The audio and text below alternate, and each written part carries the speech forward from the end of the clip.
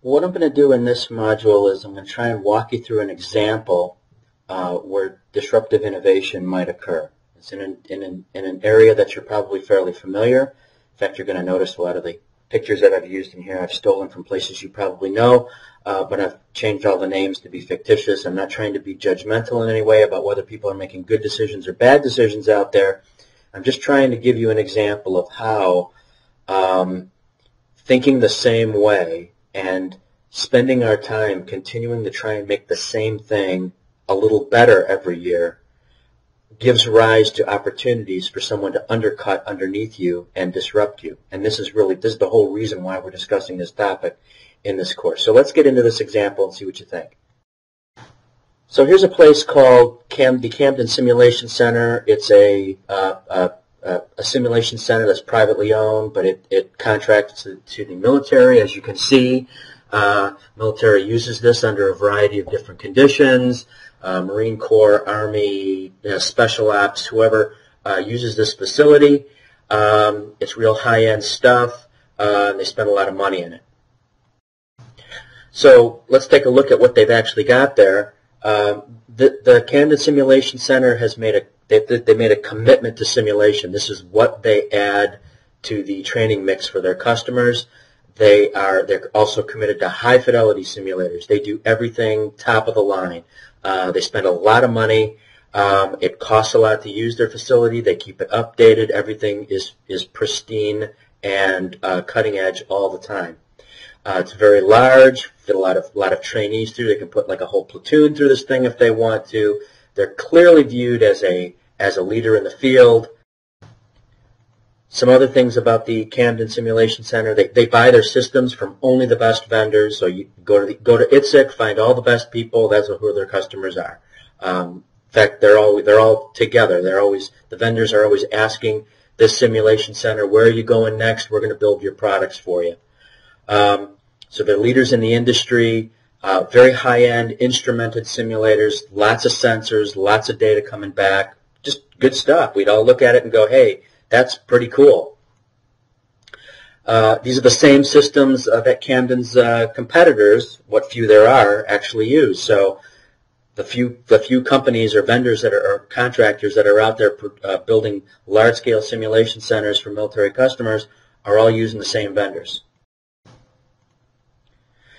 The training model at Camden is that they take their trainees in cohorts, so whole groups of trainees will show up. They don't just trickle in one at a time on their own schedule. It's a scheduled facility.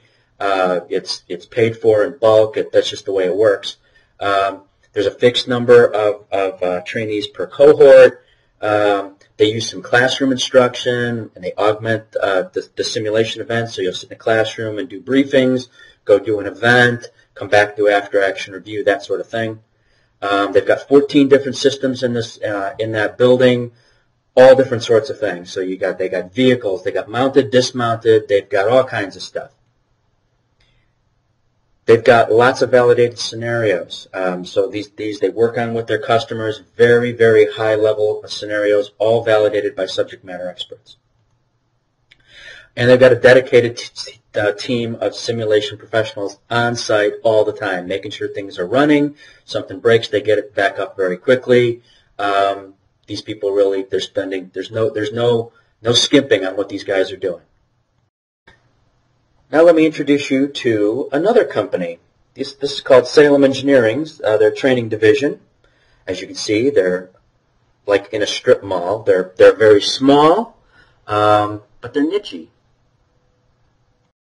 Let's tell you a few things about Salem Engineering. They're a small startup company. They actually spun out of one of the large established vendors. So you go to ITSEC and you see one of those companies. These folks all came from one of those big guys, but they're just a little company. And they specialize in low-cost, customized game devices that connect to standard PC or game console hardware. That's what these guys are trying to do. They're not trying to do the full-up, instrumented everything, real sexy stuff. They're trying to be low-cost, but special purpose. So a few other things.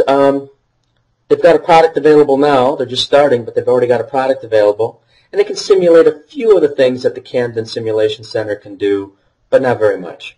Their idea is that trainees buy or issue their own simulator, so they're not trying to do a many-to-one model. They're trying to head towards a one-to-one model where trainees have their own stuff.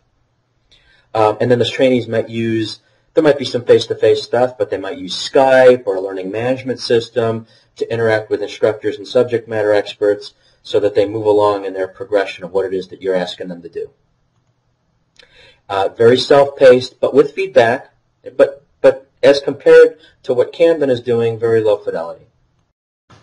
So the question is, should Camden Simulation Center be worried? Do they have anything to worry about? I mean, they're so far ahead of these guys. Salem is way behind. Camden's doing all the cool stuff. They got all the money. They got all the big customers. Should they be worried?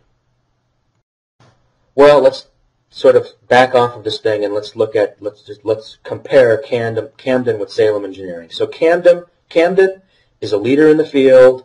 They have a well-subscribed program. They're very profitable. They're highly regarded. People are writing about them in the trade journals all the time. They frequently survey their students and the employers of their graduates or people who are coming through, make sure they're doing all the right things. People who come through their program end up being promoted, and they talk to those folks. This is who they're talking to. They're always out ahead of the technology curve. They're looking at what's going to happen next, and they want to buy it before it even exists. Salem Engineering, on the other hand, is what we call a niche performer. They're not trying to do it all. They're trying to do one thing. They have very few customers at this point. They're only marginally profitable. They've got a few people that are investing in them, but they're not really making a whole lot of money. They're well regarded, but in a small community. There's a small group of people that think these guys are great, but it's not everybody. They rarely talk to students or customers of the big simulation centers. That's not who they're talking to. And they're innovating, but in different areas than the mainstream technologies. The Camden guys are looking at full body tracking, instrumented, camera instrumented large-scale platforms. That's what those sort of guys are looking at. Salem Engineering is looking at next generation game devices, mobile devices. It's a completely different class of technology that they're looking at. So let's take a look on a graph here of what we think is actually happening. What we've got here is time moving along the horizontal and product performance on the vertical. Now keep in mind, when we talk about disruptive technologies, that vertical that's a loaded question because it depends on how you measure performance. But right now, let's just use it in a very generic way. Product performance. And most everybody's going to look at Camden and say, "What you guys are way ahead of what Salem is doing." This line represents the Camden Sim Center and their vendors. They're the market leader, and you'll notice over time their products get better. Every year they get a little bit better, a little faster, the graphics are better, whatever it is. It may be a little cheaper. Whatever it is that they're doing, it all gets better a little bit at a time. So this line represents progress due to what we call sustaining technologies. Now, this line represents performance demanded at the low end of the market. If you're below this line, you really don't have a market, not a big market anyway. You might have some hobbyists or people who are just sort of, experimentalists, but you really don't have a mainstream market if you're below that dotted line. And notice it goes up too over time. But you'll see Camden they're well above it. They're above the lowest performance. People want their products. So at this point, at bullet number 1, Camden is entering the market. They're right at the lowest end of performance of the performance curve, and people are starting to buy into them. People want their product. So this gets a little bit interesting if we look at time Y at some point in the future. Camden is now above that line. They've got customers, and we're looking at Y plus 1, Y plus 2. They keep getting better. So at bullet number 2, Camden is already a market leader. At number 3, they're still improving, right? And now we get into the interesting stuff because at time Y plus 1, that's when the guys left their companies and started Salem Engineering. So at bullet number 4, Notice that Salem is below that dotted line. They haven't really got any customers. They got a few people that think that what they're doing is cool and might have a purpose someday, but they're really not buying it yet. So they're below. Camden isn't even paying attention to them at this point. So at number 5, Camden they're the media darling. Everybody loves them. Every year they've got a huge booth at ITSEC that's full of people, and everybody goes there to find out what the latest sexy stuff is. But let's look at what's actually happening behind this story. Let's continue on. Now you got Salem that's entered. Camden is rocking. They're doing great. But Salem successfully markets to smaller sim centers and individual trainees, hobbyists, early adopters, people who maybe need some remedial training, that sort of stuff. They rapidly improve their products. Remember, Salem is small. They don't, I mean, $100,000 to them is a ton of money. They can do a whole lot of cool stuff. To Camden, it's like nothing. So it doesn't take a whole lot of money for Salem to really rapidly ramp up their products. So they rapidly improve their products and expand their reach.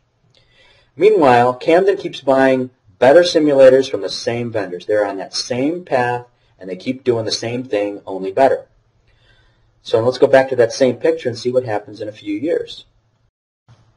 All right, so this is where we left off, right?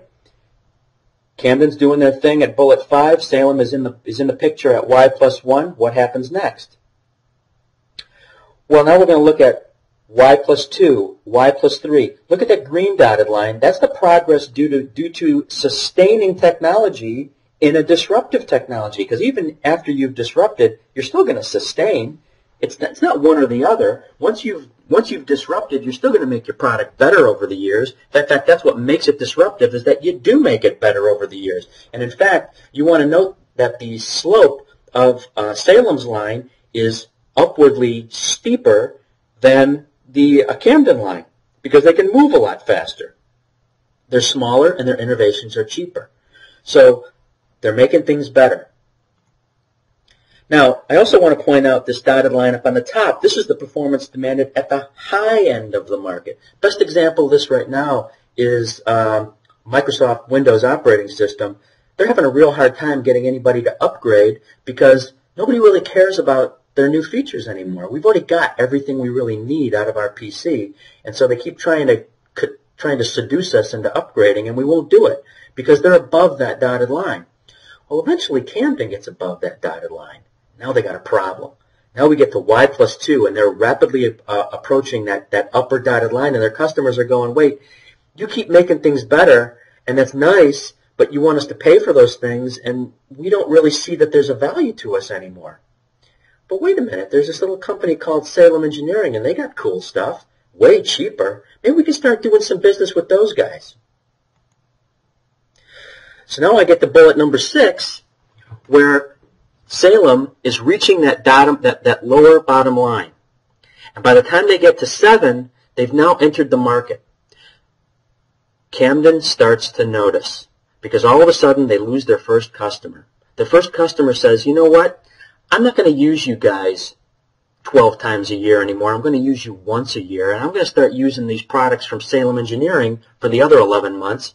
Because they can do all the really cool stuff, and then I'll just pop in and see you for some sort of a capstone event, and that'll make me happy, and that'll meet my training objectives. All of a sudden, Camden pays attention. But is it too late? By the time you get to number 8, Salem is well into the meaty part of that curve. See the right between the two dotted lines, and customers are leaving Camden in droves. Everybody's doing what that first customer did, and Camden's in big trouble. So what happened next in our story? By Y+3, Salem Engineering is already producing low-cost simulators in huge quantities because they're cheap. They rapidly closed the gap in fidelity compared to the big simulators like those in the Camden Simulation Center. So while they're still not that super high fidelity stuff, they're getting better faster. New innovations are coming out. New personally owned, haptic, vibrating gamepad devices like we have now, maybe haptic devices, maybe they're doing eye tracking with an eye-worn device. All sorts of cool innovations are coming out for plugging into game consoles, and Salem is eating it up, and Camden is losing customers because of it. Customers are flipping their training model away from the big investments in simulation centers towards individual simulators owned by every trainee with maybe a few big capstone events just to measure performance. New markets for collaborative tools are for distributed learning open up to complement Salem simulation products like Skype, learning management systems, integrating into online environments. So now we're excited because now we're sending our Marines, our sailors, and our soldiers. We're cutting down their face-to-face school time, sending them out into the field a lot quicker, and doing some on-site training in ways we were never able to do it before, and we like that. So what's the impact to these key players? Well, by year Y+3, who's the market leader now? It's probably not Camden anymore. How wise does Camden's large investment in big simulators look by Y+3? They didn't plan for any plan B. Camden's vendors are disrupted by Salem engineering. Their vendors are disrupted by Salem engineering, which means that Camden itself is disrupted by other simulation providers. Their own competitors can pop up and now can use Salem's products and take their customers away. So let's look at something else here. This is a market share curve. This is Camden's. Notice that they peak at Y+2 when they're the darling. Everybody loves these guys. Notice at Y+2, they're in the fat part of that curve, right between the two dotted lines. Here's Salem. And notice I don't have Salem going down because I don't know. Maybe they made brilliant moves after they dominated the market and stayed there. We know Camden didn't. Camden wasn't looking out for a disruptor and got disrupted by Salem. So that's why you'll notice that their line goes down by Y+3. They're hitting the floor, and Salem is still very high. So let's recap. At 1, even Camden is small. They're entering the market. At number 2 is where Salem is entering the market. At number 3, Camden is at its peak. It is the market leader at this point.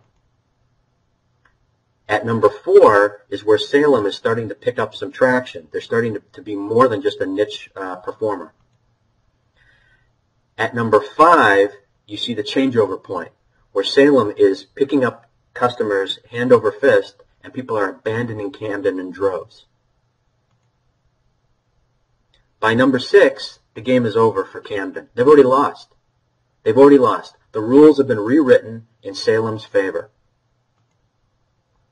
And by number 7, Salem is the market leader. Camden is an also-ran. Maybe they're a niche performer at this point, but Camden is the big guy at this point. So let's look at what happened here. Camden was the market leader, highly successful with a huge following. They proactively sought to maintain their leadership position by what? Listening to their customers, investing their R&D resources wisely, providing customers with exactly what they kept asking for, which led to their demise. Isn't that exactly what you're taught in business school to do? You're supposed to talk to your customers. Well, that's what they did, and they lost. So what should they have done differently? And was this unavoidable? That's what we're going to look at next as we look at different aspects of disruptive technology and look at the theory in a little bit more detail. So I hope this example was instructive, and we're going to look at the theory in a little bit more refined way, and look at the Christensen book that describes it in great detail in a number of different industries. This is not something that's happened once or twice. History has shown that this theory is legitimate because it has happened a number of times the exact same way and continues to happen. Now your challenge is, can you identify it and can you figure out what to do about it?